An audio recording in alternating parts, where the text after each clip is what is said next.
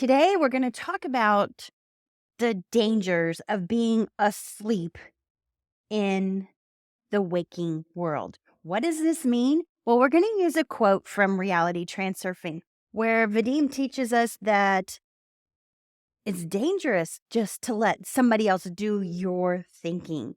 And where your power lies is where you do your thinking. And that's what we're talking about today.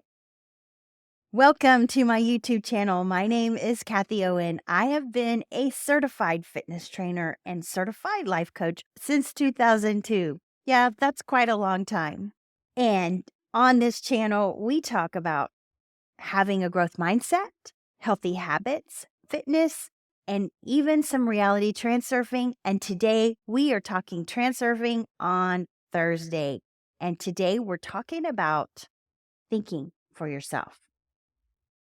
Be sure to hit that thumbs up button and subscribe to my channel. Hit that little bell so you never miss content from me. Let's get into the episode. All right, let's start with the quote of the day. And this is from the book Reality Transurfing. The type of person who is asleep in the waking world cannot allow themselves or others to be themselves. They create dependent relationships, which generate polarization and evoke the wind of balanced forces, which brings people with diametrically opposed personality traits together in order to cancel out the dissimilarity between them. Reality Transurfing, Vadim Zeland. The concept of reality transurfing proposes that there is a parallel reality that exists beyond our physical world. Actually, there are infinite parallel realities. And we can influence our experiences in the reality that we happen to be in through our thoughts, our feelings, and actions in the waking world. One of the tenets of his theory is the idea that the type of person who is asleep in the waking world cannot allow themselves or others to be themselves. Are you looking for a way to deal with pendulums? Well, I created a download that will help you with just that. You can find that at www.kathyowen.com/reality-transurfing. This can create very dependent relationships, which generate polarization and evoke the wind of what Vadim calls balanced forces. And we're going to talk about that today. What does it mean to be asleep in the waking world? It refers to individuals who are not fully aware of their true selves, their desires, and their potential. They are governed by society norms, expectations, and conditions which prevent them from expressing their true selves. And this lack of self-awareness and self-expression can lead to a sense of dissatisfaction, unfulfillment, and create very dependent relationships. Dependent relationships are those that are based on the need for validation, approval, and security from another person. These relationships are often imbalanced, with one person assuming the role of the giver and the other the receiver. The giver may feel a sense of superiority or control, while the receiver may feel a sense of inferiority or helplessness. This imbalance creates polarization as the two individuals become more and more distant from each other. So this reminds me of the victim-victimizer theory of psychology that my therapist, Sherry Davis, had. And that is where there is a triangle, and I'm going to have a picture on the YouTube thing, and I'm also going to include it in my article that goes along with this. There'll be a link to that in the show notes and description below. But that triangle, at the top of the triangle, there is what is called victor, or that's where we want to strive to be, because that means we are awake in this world. But there's also a victim and a victimizer at the bottom of it. And my best way to describe it is consider an argument. There's a victimizer and then there's a victim. And that becomes an ever-ending vicious cycle where we go from victim to victimizer, and it never ends unless you get into victor. So here we're talking about dependent relationships where we have one who is the giver or the superiority of control. And they control everything. And that is what I would say is the victimizer. And then we have the receiver who has a sense of inferiority on the other end of the spectrum. So how do we get out of that? Well, we make our way to victor, or we wake up, as Vadim is talking in this quote. Balanced forces is a popular topic in reality transurfing. And here we go, that's circle 8. We go from victimizer to victim. And the wind of balanced forces is a concept in reality transurfing, and it refers to the natural forces that seek to restore balance in the universe. When there is an imbalance, the wind of balanced forces brings people with diametrically opposed personality traits together in order to cancel out the dissimilarity between them. This can happen in dependent relationships where the giver and receiver are brought together to cancel out each other's dissimilarities. For example, a person who is overly controlling or domineering may attract a person who is submissive and lacks confidence. This relationship may seem to work for a while, but eventually the wind of balance forces will bring them together in a way that cancels out their dissimilarities. This may manifest as the submissive person becoming more assertive or the controlling person becoming more flexible. This quote from Reality Transurfing highlights the importance of self awareness and self expression and creating fulfilling and balanced relationships.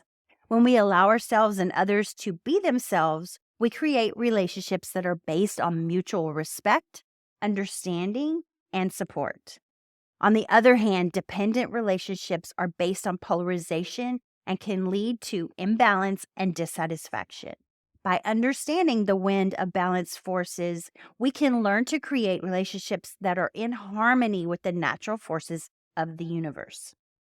So, self awareness is key, obviously. And today I'm going to give you 10 tips for building self awareness. Number 1, practice mindfulness. Pay attention to your thoughts, your feelings, and sensations in the present moment without judgment. So, my mentor, my coach, Joseph Rodriguez, is currently talking about mindfulness practice from the Master Key Systems. I will have a link to that book in the show notes, but he talks about a mindfulness practice that is basically a meditation that we do every day, 15 to 30 minutes. And he says that to start out, you do it 15 to 30 minutes every day for 7 days. And this will help you become aware of where you're not being mindful. And that is the number 1 tip for building self-awareness.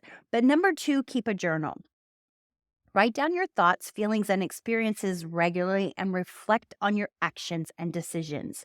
I like to look at the pruning shears of revision, which during the day, you document 5 to 15 things where you got reactive or where you were proactive. And at the end of the day, you review your day. You go over your journal. You go over your notes. Where were you reactive? Where were you not reactive? And rewrite them with the pruning shears of revision on how you would like them to be. What happens when we do this? First of all, we become aware of limiting beliefs. And a limiting belief is definitely somebody who lives in a dependent relationship or somebody who does not think for themselves and they have no self-awareness. So we want to become aware of our limiting beliefs and then rewrite them in a way that is more powerful. Number 3, seek feedback. Ask trusted friends, coaches, colleagues, therapists for constructive feedback on your strengths and weaknesses. So, what happens with me? I happen to be really hard on myself, and I've just realized this in the last 6 or 8 months. And I have sought feedback from my coach, from my mentors, from my close friends. Hey, is this a realistic belief or is this me being hard on myself? And most of the time, it is me being hard on myself. And I rewrite those using the pruning shears of revision because those are limiting beliefs. Number 4, take personality tests. Use online personality tests to gain insight to your personality traits, your strengths, and areas for improvement. Number 5, challenge your assumptions. Question your beliefs and assumptions to identify any biases or limiting beliefs that may be holding you back. Oh my gosh, this one is really good.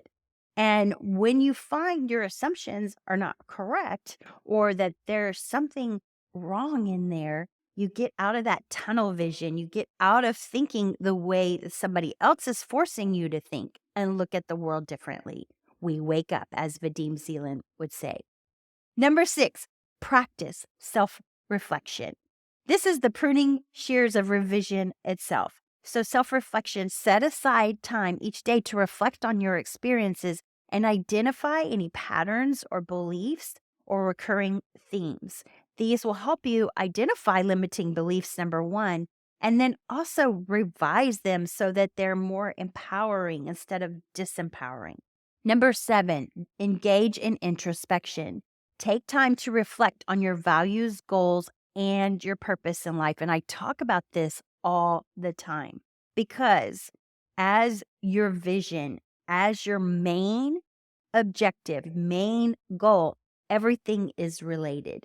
And this helps so much when you think like this, because when you see, okay, this is something I'm working on, and then you have a little problem over here, and you're going, how is that related? Well, when you engage in introspection, which is number 7 in this list, you start to see that you reflect on your values, your goals, and your purpose in life. And you go, oh, wow, that does reflect this. This does go along with my vision, which helps you stay on track and keep your goal. Number 8, get out of your comfort zone. Try new experiences and challenge yourself to step outside of your comfort zone and gain new perspectives and insights. Number 9, seek professional help. Consider working with a therapist or a coach to gain deeper self-awareness and develop strategies for personal growth. Number 10, embrace feedback. Be open to constructive criticism and use it as an opportunity to learn and grow. This will just help in so many different ways.